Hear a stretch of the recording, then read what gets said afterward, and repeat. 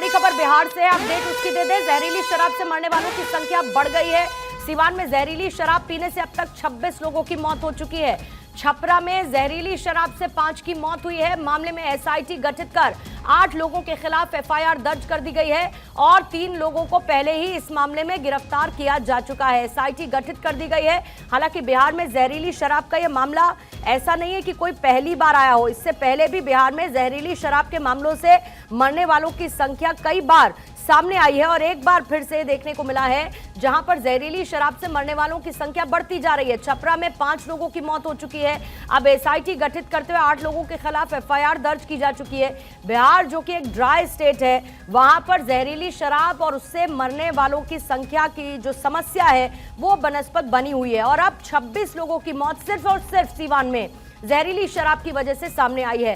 छपरा में 5 लोगों की मौत हो चुकी है और अब इस मामले में तफ्तीश की जाएगी। 8 लोगों के खिलाफ एफआईआर दर्ज की जा चुकी है और 3 लोगों को पहले ही इसमें गिरफ्तार किया जा चुका है, जिनके खिलाफ अब कार्रवाई की जाएगी।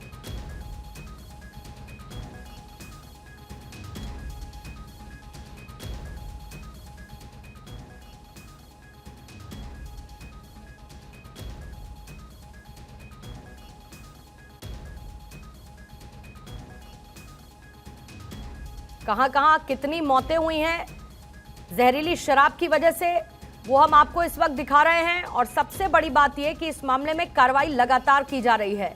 न सिर्फ एफआईआर दर्ज की गई है, एसआईटी गठित हो चुकी है, एसआईटी जांच कर रही है। इसके अलावा कुछ लोगों की गिरफ्तारी पहले भी की जा चुकी है। एसआईटी इस मामले में तफ्तीश को आगे बढ़ाएगी। जहरीली शराब का कहर बिहार में अलग अलग जगह देखने को मिल रहा है। सीवान में 26 लोगों की मौत हो चुकी है।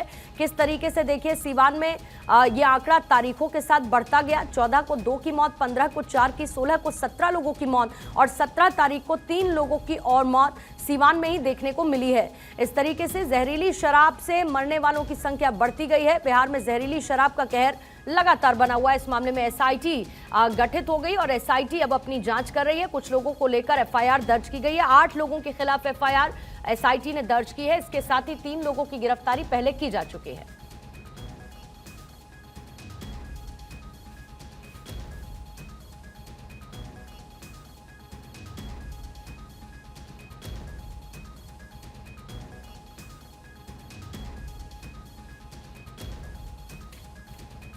बिहार में जहरीली शराब का मुद्दा राजनीति के केंद्र में भी हमेशा से रहा है और जहरीली शराब से मरने वालों का आंकड़ा बार बार सामने आता रहता है। सीवान हो, छपरा हो, यहां पर भी अब मौत का आंकड़ा देखने को मिल रहा है। जहरीली शराब की वजह से कई परिवार किस तरीके से उजड़ गए हैं, इस मामले में अब एसआईटी गठित हो चुकी है जो कि जांच को आगे बढ़ा रही है। 3 लोगों की पहले ही इसमें गिरफ्तारी हो चुकी है और कुछ लोगों के खिलाफ अब एफआईआर एसआईटी की तरफ से दर्ज कर ली गई है।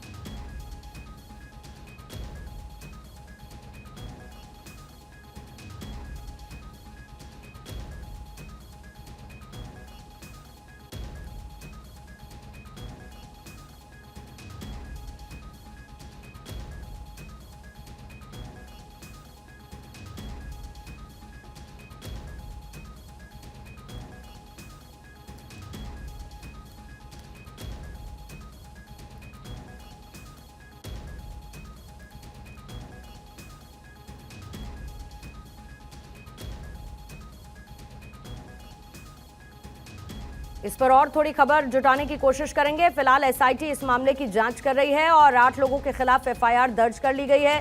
सारण में कार्रवाई की गई है। सारण के इब्राहिमपुर में एक पुलिसकर्मी को सस्पेंड कर दिया गया है। कई लोगों की मौत अभी तक हो चुकी है। मरने वालों की संख्या बढ़ी है। सिवान का आप आंकड़ा देख ही रहे हैं। छपरा में भी इसी तरीके से, सारण में भी यही हुआ है जहां पर जहरीली शराब की वजह से कई लोगों की मौत हुई है। अस्मित मेरे सहयोगी और ज्यादा जानकारी के साथ इस वक्त जुड़ चुके हैं। अस्मित, ये कोई पहली बार नहीं है जब बिहार में जहरीली शराब से मौत के आंकड़ों की हम बात करते हों, लेकिन दिक्कत यह है कि एक ऐसा मुद्दा जो कि राजनीति के केंद्र में भी रहा, एक ड्राई स्टेट की हम बात करते हैं, वहां पर जहरीली शराब से मरने वालों की संख्या पर अंकुश लगाने में सरकार और प्रशासन क्या फेल नजर आता है? नहीं, बिल्कुल फेल है पूर्णिमा, क्योंकि इसकी जमीनी हकीकत कुछ और कह रही है। क्योंकि देखिए, अभी से थोड़ी देर पहले मद्य निषेध विभाग के मंत्री से हमने सवाल किया था। रत्नेश सदा मंत्री हैं विभाग के, और हमने पूछा उनसे, उन्होंने कहा कि ये प्रशासनिक विफलता नहीं है, वहां के लोगों को जिम्मेदारी लेनी होगी खुद से कि वो ऐसी शराब को पिए ही ना, क्योंकि बिहार में शराबबंदी कानून लागू है। लेकिन आप कह सकते हैं कि 2022 में उसी छपरा सारण के मसरख थाना अंतर्गत जो मौतें हुई थी, कुल मिलाकर के 71 लोगों की जान गई थी जो जहरीली शराब पीने से आंकड़े सामने आए थे। लेकिन उसके बावजूद वहां के थानाध्यक्ष को निलंबित किया गया, वहां के चौकीदार को निलंबित किया गया। लिहाजा एक बार फिर से वही घटना सामने आई है। छपरा सारण में फिर से कुछ लोगों को एडमिट कराया जा रहा है, उनकी आंख की रोशनी जा रही है। यही हालात कुछ बिहार के सिवान का भी है, वहां भी लोगों को एडमिट कराया जा रहा है। विभाग के मंत्री के अनुसार सिर्फ 6 लोग सिवान में मरे हैं और छपरा के सारण में 2 लोगों की जान गई है। लेकिन स्थानीय लोग ये बता रहे हैं कि 20 से और 25 लोगों से ज्यादा वहां पे लोगों की मौत हो रही है। सिविल सर्जन के रिपोर्ट के अनुसार 20 से ज्यादा लोगों की मौत हो चुकी है सिवान में। तो आंकड़े कुछ और कह रहे हैं, लेकिन मंत्री ये मांगने को बिल्कुल तैयार नहीं है। उनका यह कहना है कि यह प्रशासनिक विफलता नहीं है, हम लगातार लोगों को जागरूक करते हैं। नीतीश कुमार ने 16 में महिलाओं की मांग पर बिहार में शराबबंदी कानून लाया, और यह बिहार में बहुत प्रभावी ढंग से लागू है। लेकिन इसके बावजूद लोग शराब को हाथ लगा रहे हैं, ये कहीं से उचित नहीं है। जो भी लोग इसमें संलिप्त होता है उस पर कार्रवाई होती है, लेकिन ऐसे तस्करों की गिरफ्तारी के बाद भी ऐसी जो मौत के आंकड़े हैं वो बढ़ रहे हैं। बताया जा रहा है कि छपरा के सारण में कोई किसी गांव में मेला लगा था, वहां पे लोगों ने पाउच वाला शराब खरीदा और कच्चा स्प्रिट से यह शराब तैयार होता है। वहां इन लोगों ने सेवन किया उसका, जिसके बाद लोगों की हालत बिगड़ने लगी। कुछ लोगों की आंख की रोशनी जाने लगी, कुछ लोगों ने चुपचाप इलाज करा करके वो घर चले गए। क्योंकि देखिए, इसमें जिन लोगों की जान जाती है, ये कहा जाता है बहुत लोग बताना नहीं चाहते पुलिस को, क्योंकि बाद में पोस्टमार्टम किया जाता है और लोग ये नहीं चाहते कि उनके किसी परिवार की मौत होती है तो किसी का बॉडी का पोस्टमार्टम कराया जाए, वो जाकर के बॉडी को जला देते हैं। तो आंकड़े बहुत ज्यादा बढ़ रहे हैं। लेकिन इसके बावजूद ना तो प्रशासन ये मानने को तैयार है कि आंकड़े बढ़ रहे हैं, ना विभाग के मंत्री ये मानने को तैयार है। लेकिन ग्राउंड की रियलिटी बहुत अच्छा नहीं है। वहां पर लोग जो शराब पी रहे हैं उनको अभी भी कुछ लोगों को वहां पे अस्पताल लाया गया है, कुछ लोगों को पटना के पीएमसीएच रेफर किया गया है। तो बहुत ऐसे लोग हैं जिनकी हालात बिगड़ रही है। और शराब क्योंकि तस्करों ने ये पहले सप्लाई किया, दूसरे को दिया, कुछ लोगों ने इसे पूरे गांव के इलाके में बेचा, और वहां से ये शराब इतना ज्यादा फैला है कि लोगों की आंख की रोशनी, किसी का पेट में दर्द, और ये कारण हुआ है कि आंकड़े लगातार बढ़ रहे हैं। पूर्णिमा, बिल्कुल, और आपने जैसा कि जिक्र किया कि आंखों की रोशनी भी चली गई। इतने लोगों को हिरासत में लेने के बाद क्या इस पूरे नेक्सस के बारे में अभी तक कोई जानकारी नहीं मिल पाई है अश्मित? क्योंकि ये मुझे ऐसा याद है कि शायद 14 तारीख से एक सिलसिला शुरू हुआ, जिसके बाद हम मौत के आंकड़े लगातार बताते रहे कि किस तरीके से अलग अलग जिलों में, सिवान हो या फिर छपरा हो या सारण हो, यहाँ पर मौत के आंकड़े बढ़ते गए हैं। तो क्या इस पूरे नेक्सस को क्रैक करने में जो इकाई है वो कदम क्यों नहीं उठा पा रही है? क्योंकि आपने अगर कुछ लोगों को गिरफ्तार किया है तो उनसे आपको ट्रेसेस तो मिलेंगे ना। मात्र 3 लोगों की गिरफ्तारी से क्या यह मामला सुलझेगा? बिल्कुल नहीं सुलझेगा। नहीं सुलझेगा पूर्णिमा, क्योंकि ऐसे मामले पहली दफे नहीं आए हैं। इसके पहले भी हमने देखा है, कार्रवाई हुई है। अभी देखिए जो पुलिस ने कार्रवाई की है, पहले तो मसरख थानाध्यक्ष को सस्पेंड किया गया है, वहां कोई चौकीदार थे उन्हें सस्पेंड किया गया है, एक एएसआई था उन्हें सस्पेंड किया गया है। कुल मिलाकर 5 लोगों को निलंबित किया गया है। साथ ही साथ एक तस्कर बताया जा रहा है जिसने ही इस पूरे शराब को सब जगह फैलाया, बेचा एक दूसरे को, तब जाकर लोगों ने इसका सेवन किया। लिहाजा उस तस्कर को भी पकड़ने के लिए पुलिस कार्रवाई कर रही है, और एसआईटी का टीम का भी गठन कर दिया है एसपी ने। और ये लगातार कहा जा रहा है कि ऐसे तस्करों को हम पकड़ लेंगे। लेकिन सवाल वही उठता है कि 2022 के आंकड़े 71 लोगों की मौत, और अब फिर से एक बार 20 से ज्यादा लोगों की मौत हो रहा है। तो ये तस्कर आखिर फिर से पुलिस के एक्शन के बाद ये छूट कैसे रहे? और अगर छूट रहे हैं तो फिर वही एक बार फिर से तस्वीरें सामने आ रही है, आंकड़े बढ़ रहे हैं। तो ये एक बहुत बड़ा सवाल है। देखिए, विपक्ष के नेता ये लगातार कहते रहे, हम तेजस्वी यादव का बयान आपको याद दिलाना चाहते हैं पूर्णिमा, जब वो कह रहे थे कि होम डिलीवरी बिहार में जारी है, शराबबंदी, भले ही नीतीश कुमार ये दावा करते हैं अपने अधिकारियों के साथ, ये कहते लेकिन ये वही नीतीश कुमार हैं, लगाया है, लेकिन ये वही नीतीश कुमार हैं अस्मित, आपको याद होगा, जिन्होंने एक बार ये बयान दिया था कि जहरीली शराब पिएगा तो मरेगा। हालांकि उनके इस बयान को बहुत ही इनसेंसिटिव अप्रोच के साथ लेकर भी सामने आए थे और ये कहा गया था कि ये किस तरीके का बयान है नीतीश कुमार का। लेकिन आपकी सरकार, आपने इस स्टेट को ड्राई स्टेट घोषित किया और उसके बावजूद जहरीली शराब की बिक्री, उसके बनाने को लेकर जगह जगह जहां पर अवैध तरीके से इस शराब को बनाया जाता है, आप उस पर नकेल नहीं कस पा रहे हैं।